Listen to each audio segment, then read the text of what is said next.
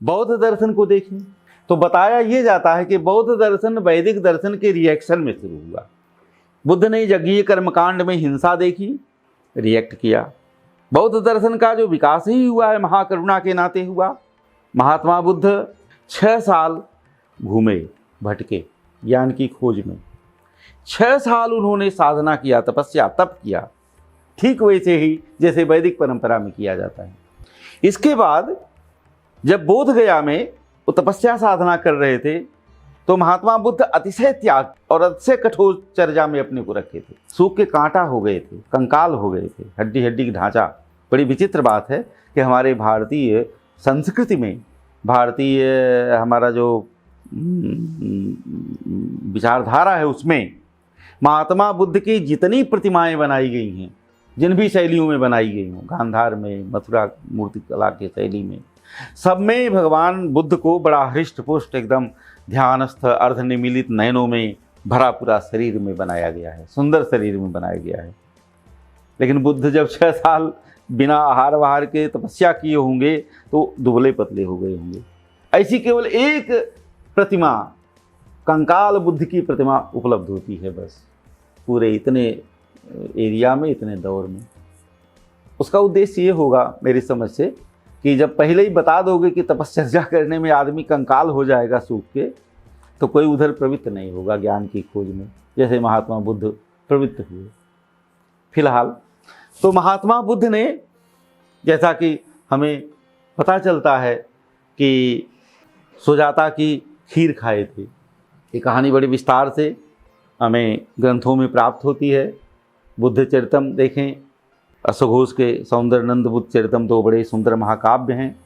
तो मैं जितना पढ़ा हूँ मन कर रहा कि थोड़ा सा विस्तार में बताऊं कि महात्मा बुद्ध हिलडुल नहीं पा रहे थे। जिस बोध वृक्ष के नीचे बैठे थे वहाँ वो चैत्य था। चैत्य माने उस पेड़ के नीचे कोई देवी देवता का वास माना जाता था। तो बोध गया नगर की, नगर श्रेष्ठ की लड़की सुजाता उस दिन वहाँ आई थी। वैशाख पूर्णिमा का दिन था। उसने वहाँ पेड़ में देवता की पूजा की थी। पूजा करने के बाद उसने प्रसाद वहीं छोड़ दिया था। एक सोने की थाल में खीर छोड़ दिया था। ये साधु बैठे हुए हैं, ये इनके काम आएगा। उसके जाने के बाद महात्मा बुद्ध ने नज़र खोली, देखा सामने थाली में रखा हुआ खीर था। उनके मन में आया कि क्या मुझे इसे खाना चाहिए। सोच विचार किए, आगा पीछा सोचे होंगे, लेकिन फिर बुद्ध उठे, खीर लिए, निरंजना नदी के तट पे गए, हाथ मुँह धोए, खीर खाए, थाली को नदी में प्रवाहित कर दिया। सोने की थाली, हम तो उसको अपने घर ले आते, उसे कितने दिन खीर खाते, उसको बेच के बुद्ध ने उसे नदी में प्रवाहित कर दिया।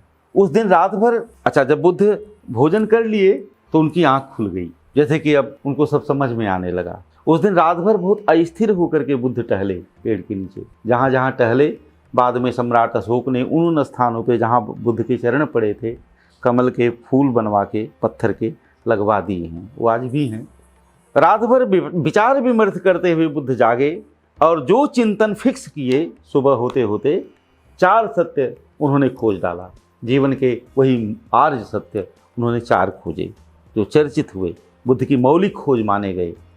और उसमें पहला आर्य सत्य था दुख है, दूसरा था इस दुख का कारण है, तीसरा था दुख का निरोध संभव है, दुख को रोका जा सकता है, और चौथा उसका रास्ता बताया। महात्मा बुद्ध ने अपने सत्य की खोज में, अनुसंधान में जीवन के 4 आर्य सत्य खोजे। पहला, सब कुछ दुख है, जीवन में सब कुछ दुख है, सब्बम दुखम। जिसे हम दुख समझते हैं, जो दुख के रूप में हमें लगता है, वो तो दुख है ही है। जिसे हम सुख समझते हैं वह भी दुख है। ये बुद्ध की मौलिक खोज थी, पहली मौलिक खोज, आर्य सत्य प्रथम।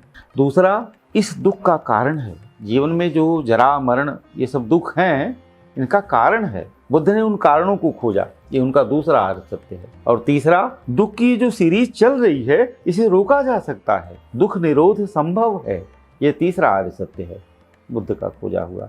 और चौथी मौलिक खोज उनकी अपनी, उनकी साधना है जो 8 स्टेप की है, वो है कि दुख का विनाश संभव है, दुख से मुक्ति संभव है, निर्वाण संभव है, उसका ये मार्ग है। दुख निवृत्ति का मार्ग है। ये 4 आर्य सत्य बुद्ध ने खोजे। उनका जो दुख निवृत्ति का मार्ग चौथा आर्य सत्य है वो एक तरह से मध्यम मार्ग है जीवन के प्रति। मध्यम मार्ग यही बुद्ध ने सिखाया दुनिया को। देखिए, हमने शुरू में कहा कि महात्मा बुद्ध को बताया जाता है कि ये वेद से रिएक्ट करके बौद्ध दर्शन की, बौद्ध धर्म की शुरुआत किए। बौद्ध धर्म की शुरुआत किए। उस धर्म में जो दार्शनिक विचार विमर्श है उसी को दर्शन कहते हैं। वस्तुतः उन्होंने धर्म को प्रवर्तन किया, धर्म चलाया। तो महात्मा बुद्ध ने जो धर्म चलाया वो वैदिक शाश्वत जो धर्म चला रहा था उसके रिएक्शन में था। बंगाल के कवि जयदेव गीत गोविंदम में लिखते हैं, दशावतार चरित्र का उन्होंने स्तुत किया है। तो उसमें महात्मा बुद्ध के विषय में जब वो लिखते हैं तो कहते हैं कि निंदसी यज्ञ विधेरह श्रुति जातम सदय हृदय दर्शित पशुघातम केशव धृत बुद्ध शरीर जय जगदीश हरे। यानी यज्ञीय कर्म कांड में होने वाले जो पशु हिंसा है, दर्शित पशुघातम, सदय हृदय से उस पशुघात को देख करके जो आपके मन में करुणा आई, रिएक्शन आया, उसी से आपने अपना ये पंथ चलाया, खोजा जीवन का मध्य मार्ग। लेकिन महात्मा बुद्ध के जीवन में हम देखते हैं कि ये कहना विवादित नहीं हो, सच्चाई है कि महात्मा बुद्ध निर्वाण प्राप्ति के बाद 40 साल जिए, 40 साल घूमते रहे सन्यासी बन के।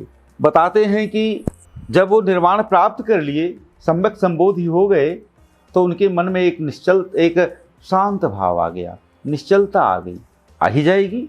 जो स्वरूप अवस्थानम, जो अपने स्वरूप में अवस्थित हो जाएगा, जैसा पतंजलि कहते हैं समाधि में आ जाएगा, तो उसमें निश्चलता आ जाएगी।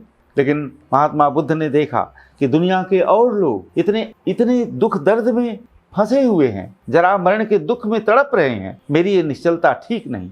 उनके हृदय में करुणा का आवेग आया, महाकरुणा उत्पन्न हुई। तब उन्होंने अपना खोजा हुआ जो सम्यक संबोधि का मार्ग है वो दुनिया को बताने के लिए घूमते रहे। 40 साल घूमे महात्मा बुद्ध और 80 साल की उम्र में मरे। बुद्धिज्म जो है वो आत्मा को मानता ही नहीं, मेरे अंदर कोई आत्म तत्व नहीं है। फिर वहाँ वेदना, करुणा, इस सब का कोई महत्व नहीं रह जाता।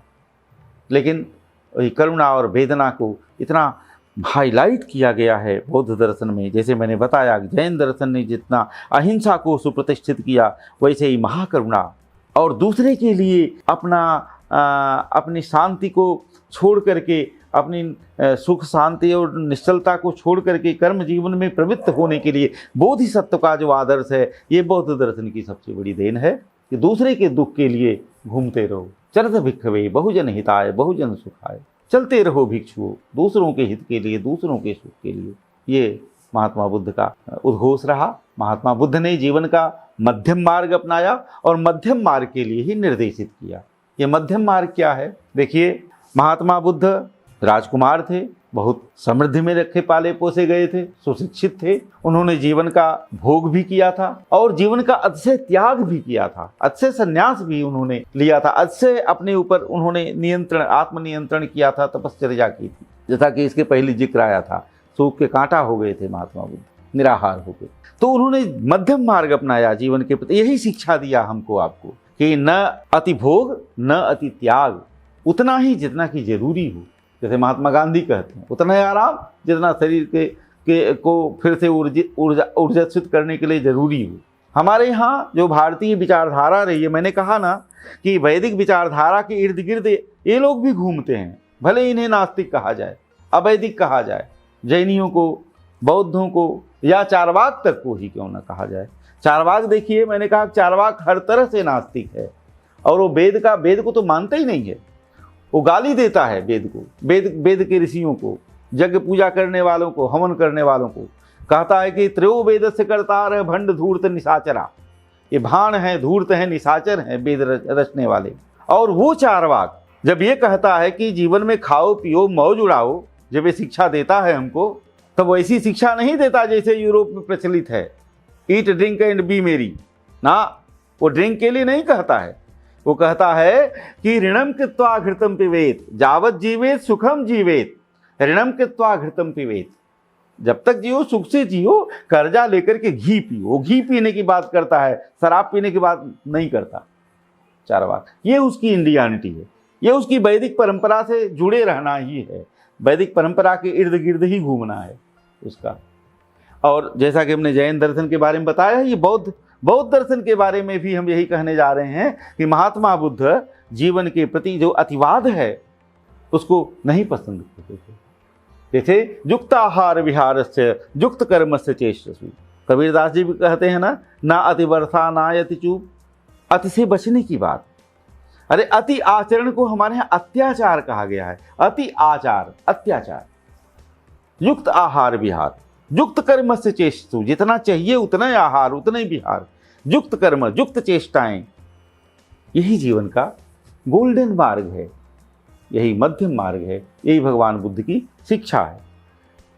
इस प्रकार से हम देखते हैं कि महात्मा बुद्ध ने जो भले अवैदिक परंपरा में आते हैं, हमारे भारतीय दर्शनों में इस तरह से पढ़ाया जाता है कि ये नास्तिक संप्रदाय के हैं, ये तीनों दर्शन चारवाक जैन और बौद्ध, लेकिन कहीं न कहीं इनकी भी केंद्रीय विचारधारा वेदों के इर्द गिर्द ही घूमती है। महात्मा बुद्ध पुनर्जन्म मानते हैं, कर्म संस्कार मानते हैं, कर्म फल का सिद्धांत मानते हैं, और स्वर्ग नरक परलोक भी मानते हैं, भले आत्मा या ईश्वर न मानते हैं। और सबसे बड़ी बात, ये चीजें इसलिए मानते हैं ताकि इनके आधार पर सुंदर संसार की रचना की जा सके, माने इस संसार में हम ढंग से जी सकें।